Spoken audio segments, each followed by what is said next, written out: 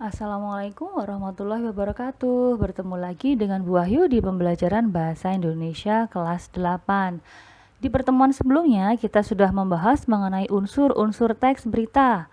Nah, di pertemuan kali ini kita akan meneruskan pembahasan mengenai menelaah struktur dan kaidah kebahasaan teks berita. Kalian cermati kompetensi dasar dan tujuan pembelajaran kali ini ya. Kita mulai saja pembahasan kita yang pertama mengenai struktur teks berita. Untuk lebih jelasnya bisa sambil kalian buka buku paket pada halaman 12. Seperti yang terlihat di layar, struktur teks berita disajikan dalam pola piramida terbalik. Bagian awal merupakan bagian pokok dan semakin ke bawah berita itu merupakan perincian-perinciannya yang sifatnya cenderung tidak penting. Seperti yang terlihat bahwa pada struktur kepala berisi informasi terpenting yaitu unsur-unsur berita 5W1H. Tapi dalam sebuah berita bisa jadi unsur berita 5W1H tidak hanya berada di bagian kepala tetapi juga di bagian tubuh berita. Nah, sedangkan pada bagian ekor berita berisi informasi yang kurang penting. Maka letak ekor berita pada bagian paling bawah.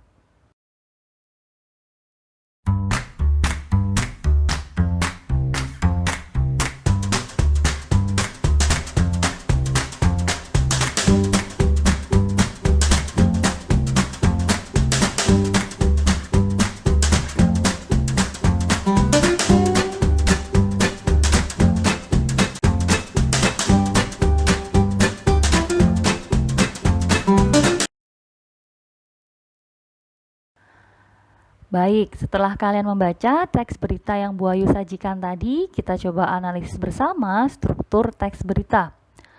Bagian paling atas adalah judul berita. Paragraf pertama merupakan kepala berita. Paragraf kedua merupakan tubuh berita.